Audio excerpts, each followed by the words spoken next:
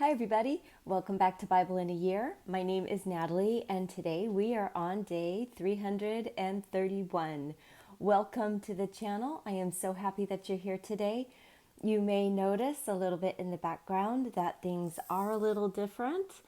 I am taking off out of town for about a week, and while I'm gone, the painter is going to come in and paint the house.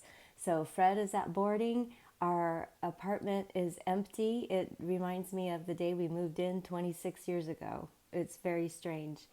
But yeah, so that's what's going on there. Why don't we just get started into our day? We are going to be reading out of 1 Chronicles chapter 28, Micah chapter 2, and then we're going to close out our day with John chapter 2, but only verses 13 through 25 today. So let's get started. 1 Chronicles chapter 28. Here we go. David assembled all the princes of Israel, the princes of the tribes, the captains of the companies who served the king by division, the captains of thousands, the captains of hundreds, and the rulers over all the substance and possessions of the king and of his sons, with the officers and the mighty men, even all the mighty men of valor, to Jerusalem. Then David the king stood up on his feet and said, "Hear me, my brothers and my people. As for me, it was in my heart to build a house of rest for the ark of Yahweh's covenant and for the footstool of our God, and I had prepared for the building. But God said to me, 'You shall not build a house for my name, because you are a man of war and have shed blood.'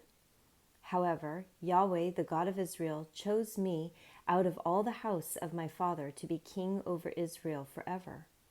For he has chosen Judah to be prince, and in the house of Judah, the house of my father, and among the sons of my father, he took pleasure in me to make me king over all Israel.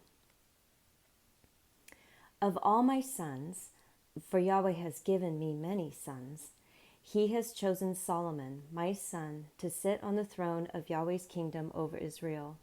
He said to me, 'Solomon, your son, shall build my house and my courts, for I have chosen him to be my son, and I will be his father.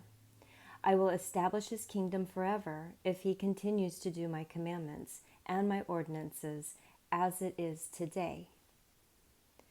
Now therefore, in the sight of all Israel, Yahweh's assembly, and in the audience of our God, observe and seek out all the commandments of Yahweh your God, that you may possess this good land, and leave it for an inheritance to your children after you forever. You, Solomon, my son, know that the God of your father, and serve him with a perfect heart and with a willing mind. For Yahweh searches all hearts and understands all the imaginations of the thoughts. If you seek him, he will be found by you. But if you forsake him, he will cast you off forever. Take heed now, for Yahweh has chosen you to build a house for the sanctuary. Be strong and do it." Then David gave to Solomon, his son, the plans for the porch of the temple, for its houses, and for its treasuries, for its upper rooms, for its inner rooms, for the place of the mercy seat, and the plans of all that he had by the Spirit, for the courts of Yahweh's house, for all the surrounding rooms, for the treasuries of God's house, and for the treasuries of the dedicated things, also for the divisions of the priests and the Levites, for all the work of the service of Yahweh's house, and for all the vessels of service in Yahweh's house, of gold by weight, for the gold for all vessels of every kind of service, for all the vessels of silver by weight, for all the vessels of every kind of service, by weight, also for the lampstands of gold, and for its lamps of gold by weight, for every lampstand and for its lamps, and for the lampstands of silver, by weight, for every lampstand and for its lamps, according to the use of every lampstand. And the gold by weight for the tables of showbread, for every table, and silver for the tables of silver, and the forks, and the basins, and the cups of pure gold, and for the golden bowls by weight for every bowl, and for the silver bowls by weight for every bowl, and for the altar of incense, refined gold by weight, and gold for the plans for the chariot, and the cherubim that spread out and cover the ark of Yahweh's covenant. All this, David said, I have been made to understand in writing from Yahweh's hand, even all the works of this pattern. David said to Solomon his son, be strong and courageous, and do it. Don't be afraid, nor be dismayed, for Yahweh God, even my God, is with you. He will not fail you, nor forsake you, until all the work for the service of Yahweh's house is finished. Behold, there are the divisions of the priests and the Levites for all the service of God's house. Every willing man who has skill for any kind of service shall be with you in all kinds of work. Also, the captains and all the people will be entirely at your command.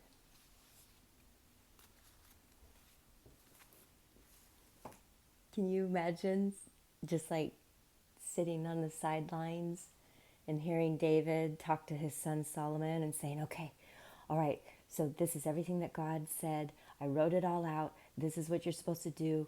Do it. Do it. Don't be afraid. Do it. I would have loved to have been there just to watch. I wouldn't have said a word. Just watch. I'm a nosy body. Okay. Micah, the book of Micah, chapter 2.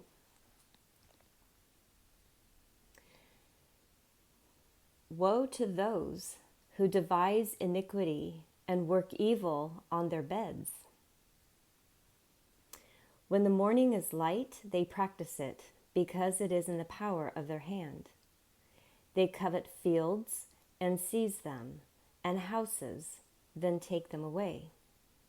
They oppress a man and his house, even a man and his heritage.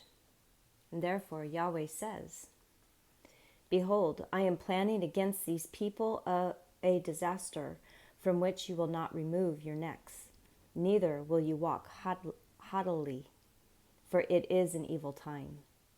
In that day they will take up a parable against you, and lament with a doleful lamentation, saying, we are utterly ruined. My people's possession is divided up.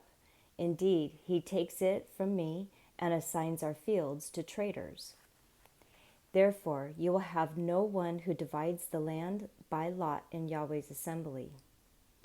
Don't prophesy, they say. Let me start over, verse 6. Don't prophesy, they prophesy. Don't prophesy about these things. Disgrace won't overtake us. Shall it be said, O house of Jacob, is Yahweh's spirit angry? Are these his doings? Don't my words do good to him who walks blamelessly? But lately my people have risen up as an enemy. You strip the robe and clothing from those who pass by without a care, returning from battle. You drive the women of my people out from their pleasant houses. From their young children you take away my blessing forever. Arise and depart, for this is not your resting place, because of uncleanness that destroys even with a grievous destruction. If a man walking in a spirit of falsehood lies, saying, I will prophesy to you of wine and of strong drink, he would be the prophet of this people. I will surely assemble all of you, Jacob. I will surely gather the remnant of Israel. I will put them together as the sheep of Bozrah,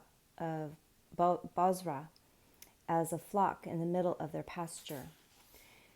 They will swarm with people. He who breaks open the way goes up before them. They break through the gate and go out.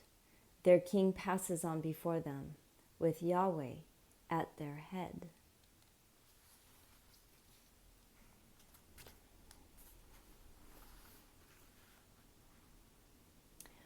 Woe to those who devise in iniquity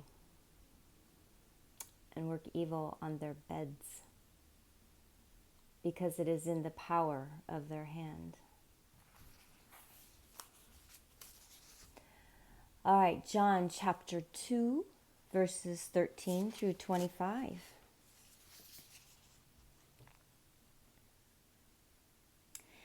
The Passover of the Jews was at hand, and Jesus went up to Jerusalem.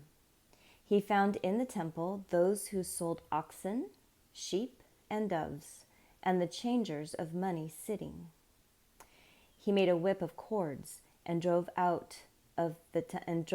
all out of the temple, both the sheep and the oxen, and he poured out the changers' money and overthrew their tables. To those who sold the doves, he said, "Take these things out of here. Don't make my Father's house a marketplace." His disciples remembered that it was written, Zeal for your house will eat me up." The Jews therefore answered him, "What sign do you show us, seeing that you do these things?" And Jesus answered them, "Destroy this temple, and in 3 days I will raise it up." The Jews therefore said, "It took 46 years to build this temple. Will you raise it up in 3 days?" But he spoke of the temple of his body. When therefore he was raised from the dead, his disciples remembered that he said this, and they believed the scripture and the word which Jesus had said.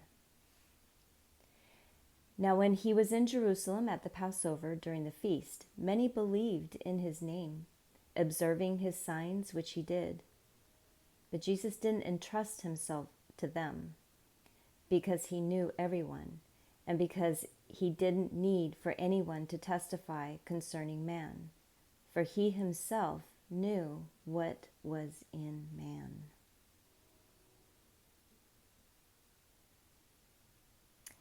He didn't need for anyone to testify concerning man. He didn't need us to do it, for he himself knew what was in man, because he was man on earth. He knew.